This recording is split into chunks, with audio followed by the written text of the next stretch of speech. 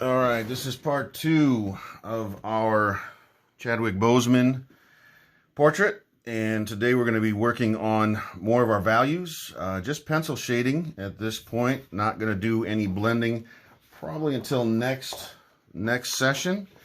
So we've done the local values. Everything's in the right place, eyes, nose, mouth. We do not need our guidelines anymore, so those can go away. If they're done light enough, you don't really even have to worry about erasing them. Once you shade, the lines should go away by themselves, as long as they're not real dark. And I'm gonna skip around a little bit today, but I'm gonna start with the hair. And the hair is a much different texture than the lady we did last week, and I'm going to use a technique what's called a scumble. And a scumble is not a scribble. Okay, a scribble is this, and kids scribble when you just kind of go loop-de-loop like this and just kind of go all over the place. That's a scribble. A scumble is where it's much more controlled.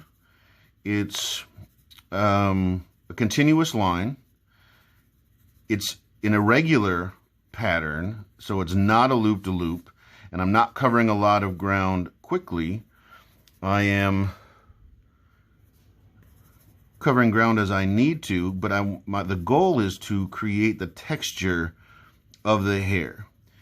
I go over the same area a number of times, and I've done it so often I don't really have to think about it anymore, but as a beginner, you may have to think about it a little bit, but it's very, very tight. I don't go out and make huge lines. They're very tight and very small. It's a very minimized area as I begin to create this texture for the hair.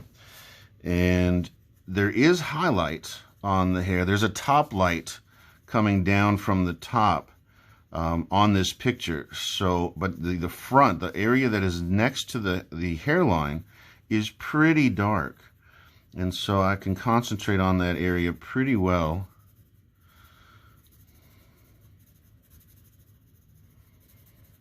And let that value go. Once you get to the edge, you don't want a smooth line going all the way around. You want an inconsistent line to more accurately depict the edges of the hair. So this technique does take a little bit of practice, as all techniques do. But sharp pencil point, moving a little bit at a time, not lifting your pencil point up off the paper. The only time I lift my pencil point up off the paper is if I'm going to go to a different area. Keep it to a confined space, and then when that's filled, go to the next.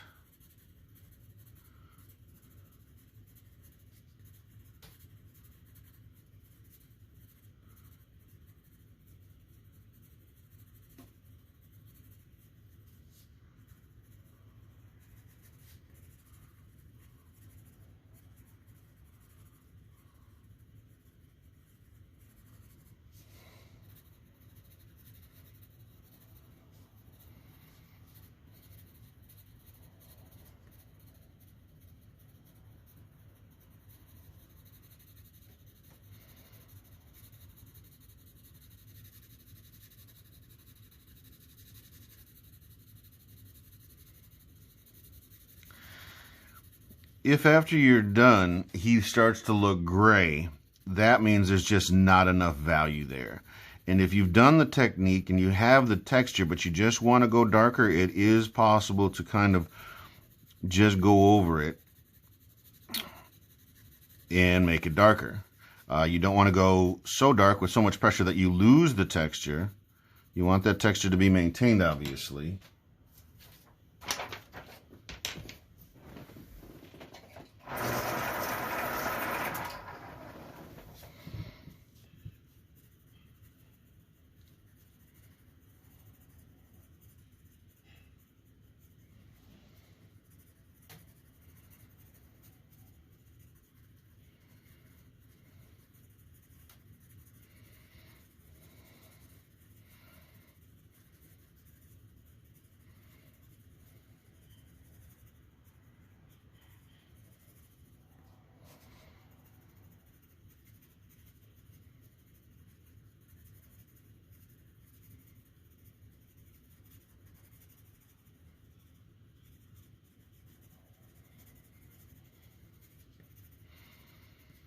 Just take your time. Be patient.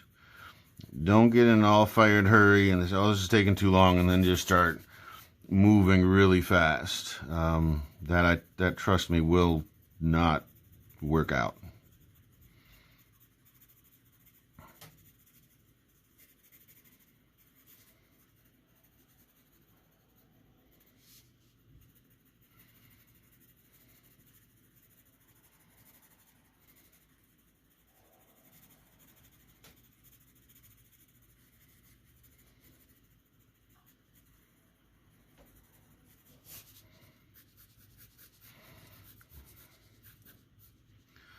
On this side of the face is a little bit of a highlight. There's another light source coming from this side of the face. But when we are adding value to the skin, just underneath the hairline, we want to just glaze over the top of the paper.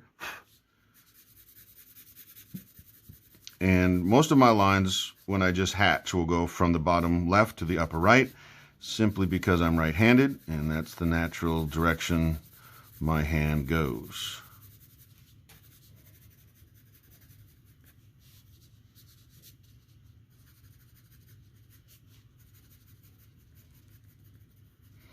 Again, local area value for the eyebrows. I'm going to fine-tune those with texture in a little bit. But right now, just locating where they are.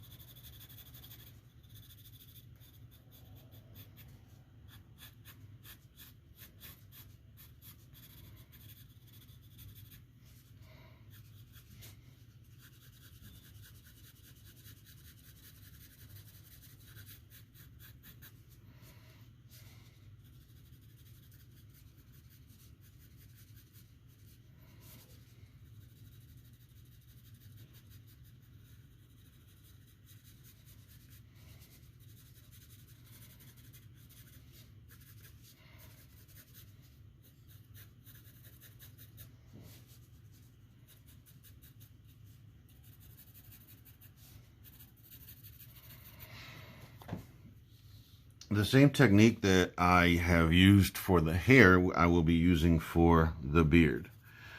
And again, we don't want it to look like it's a paste-on beard. We want it to look natural. And so we're going to take some time to use the scumble technique to create the texture of the beard as well. As the beard attaches the face, we may pull up just a little bit on those lines.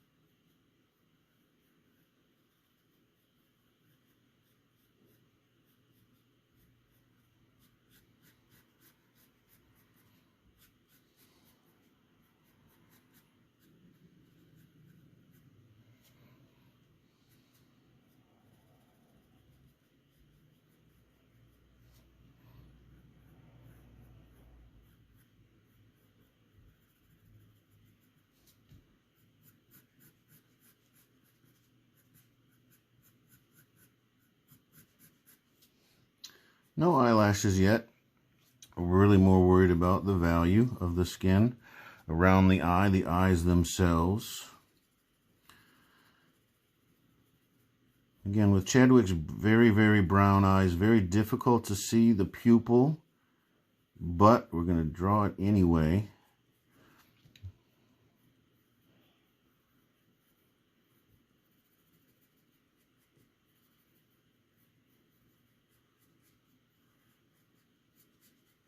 Because we know it's there.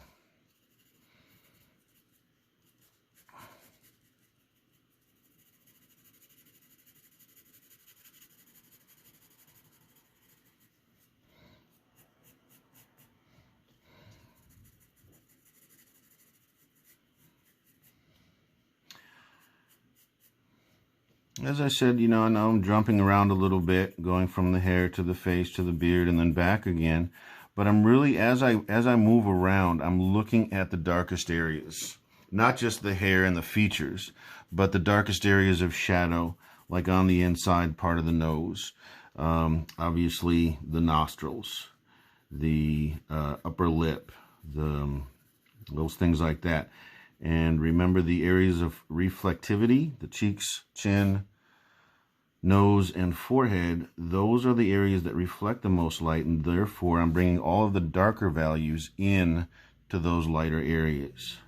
There's a little highlight here on the tip of the nose. There's some highlight that kind of goes up the crown of the nose here.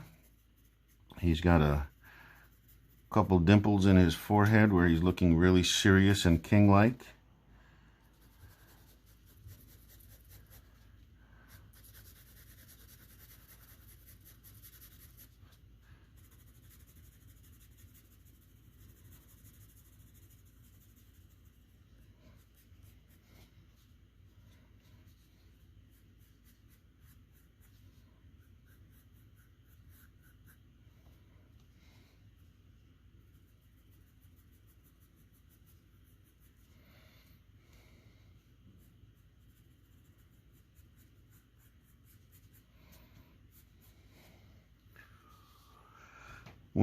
When doing the lips, again, start at the opening of the mouth where the darkest values are, and then you can work your way up into the top lip,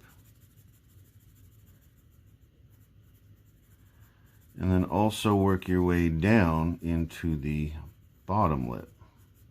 But again, all starting from the center line. And the bottom lip catches a little bit more light. So there's going to be a little highlight kind of in the center.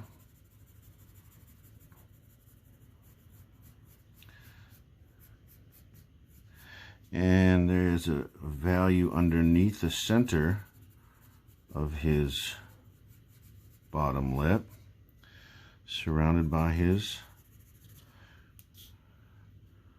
mustache and beard.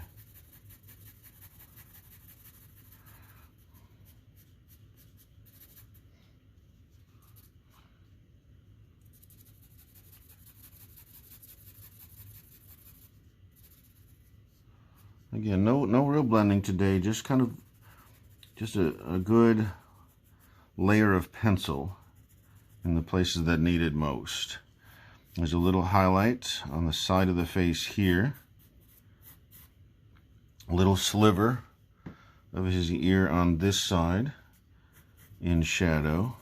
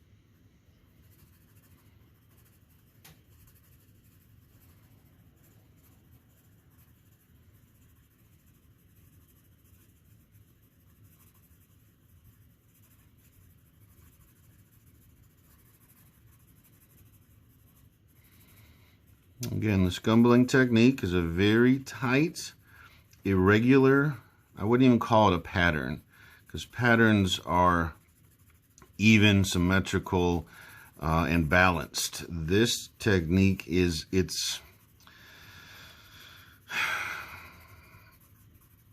just very tight and controlled and irregular. That's the best way that I can describe it. If you do it enough times, even if you kind of have a loose technique at first, you go over it a number of times, you should be fine.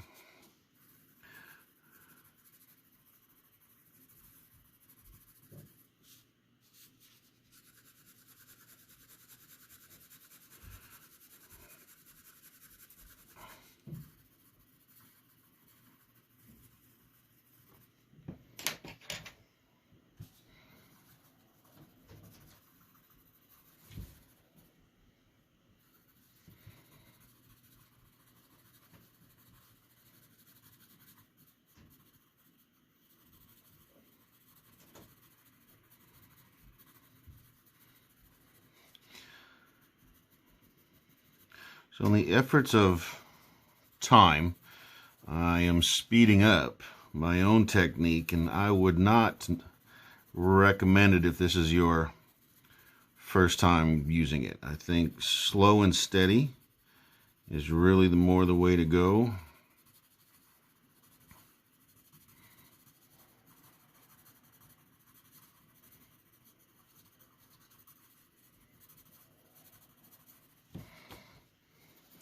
But at this point, you're just filling in space.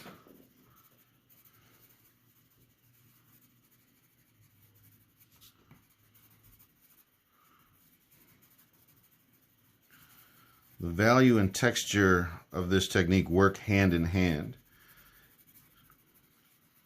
As I apply more lines, I develop the texture that I want for the hair, and then I also develop the value that I want. So that's not completely finished, but it's good enough to move on.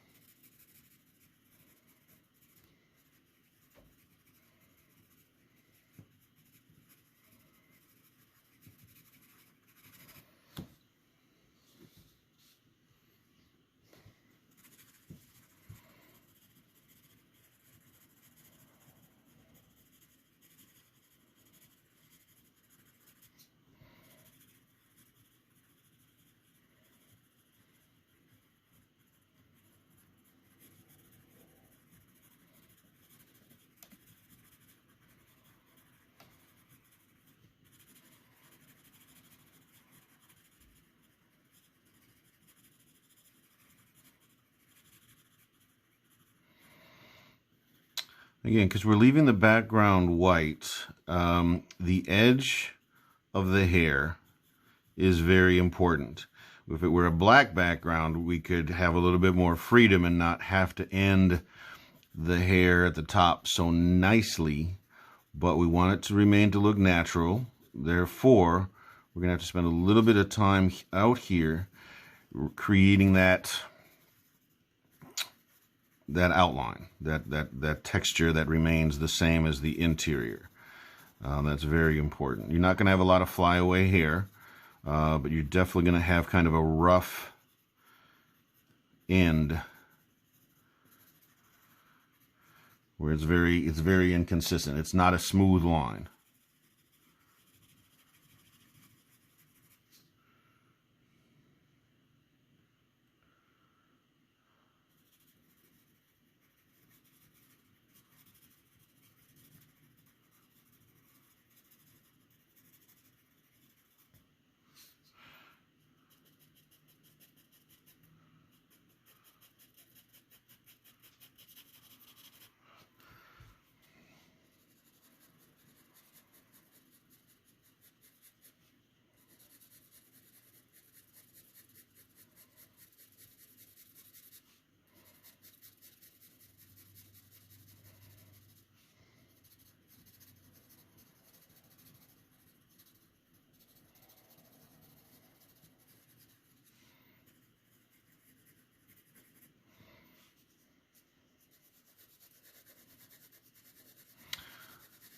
When you're adding your value on the skin, again, just hold the pencil back a little bit.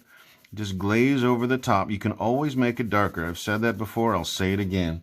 You can always make your values darker, but once they go too dark because of too much pressure, it's very difficult to lighten it and erase it in a way that doesn't show smudges and smears, and you still might not be able to get all the value up that you want. So slow as you go, nice and steady.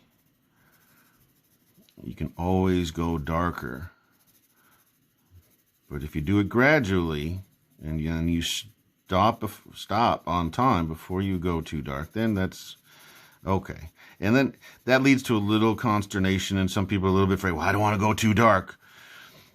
Coach said don't go too dark. But you got to be able to go dark enough. You got to be able to allow your picture to pop off the page. It has to have contrast. You have to have your dark darks and your light lights in order to be able to show and have a drawing pop off the page.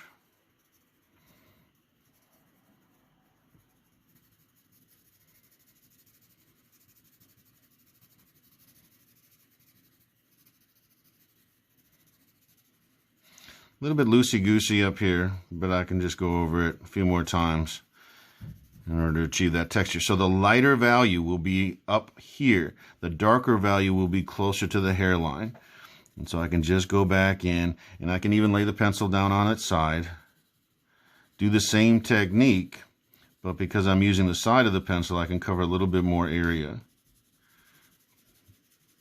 Still 2B pencil. Moderate pressure. Now that I have some value down, I can apply a bit more pressure. Not a lot, just a bit more.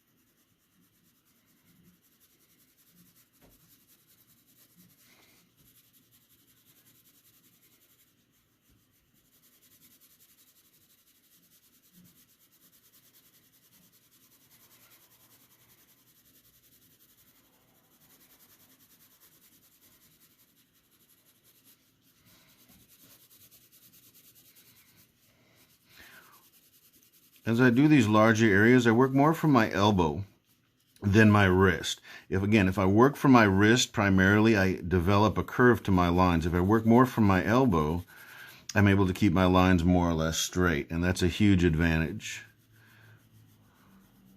when doing shading like this.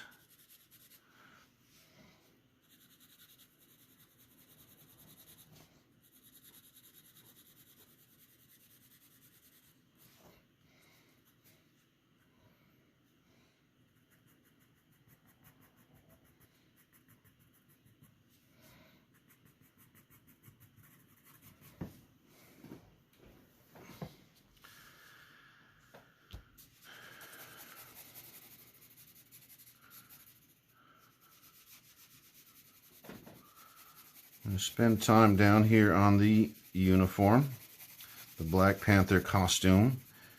Not going to be worried about the incredible amount of texture. It's more just going to be kind of a smooth, dark value and focusing more on the necklace than the texture of the costume.